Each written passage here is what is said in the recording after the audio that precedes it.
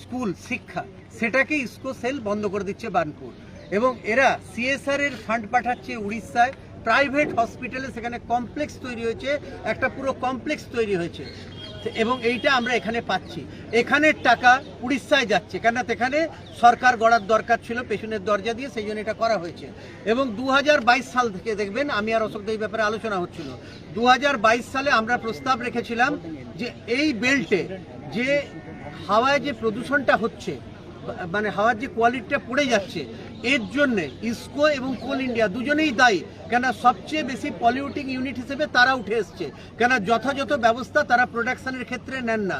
এবং আজকে দেখা যাচ্ছে যে সিলিকোসিসে আক্রান্ত এবং মৃত্যু আজকেও পেপারে রিপোর্টেড হয়েছে যে এটা মহামারীর মতো আকার এই শিল্পাঞ্চলে নিয়েছে। এবং 2022 থেকে এখন পর্যন্ত আমি এই ব্যাপারে বলে যাচ্ছি একাধিকবার, কিন্তু ইসকো কর্তৃপক্ষ এবং কোল ইন্ডিয়া দুজনের কেউ কিন্তু কোনো পদক্ষেপ নেয়নি, এবং আজকে দেখা যাচ্ছে সিলিকোসিসে এক একটা পরিবার আক্রান্ত হয়ে শেষ হয়ে যাচ্ছে এবং মৃত্যু মিছিল অলরেডি শুরু হয়ে গেছে।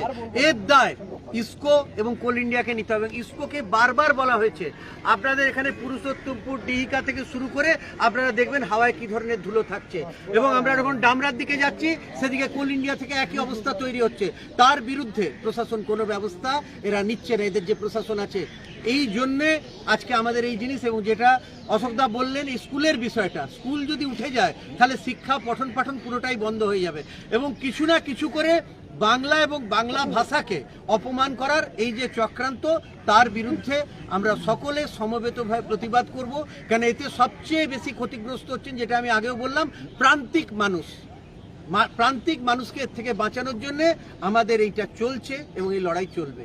ধন্যবাদ। আমাদের আরেকজন, যেমন আমি এই স্কুল স্টুডেন্ট, ঠিক একইভাবে গুরমিত সিং আরেক পৌরপিতা রাকেশ শর্মা, আমি রাকেশকে হিন্দিতে দो चार কথা বলার জন্য অনুরোধ করব। धन्यवाद अशोक दा के। आप लोग जैसा कि जानते हैं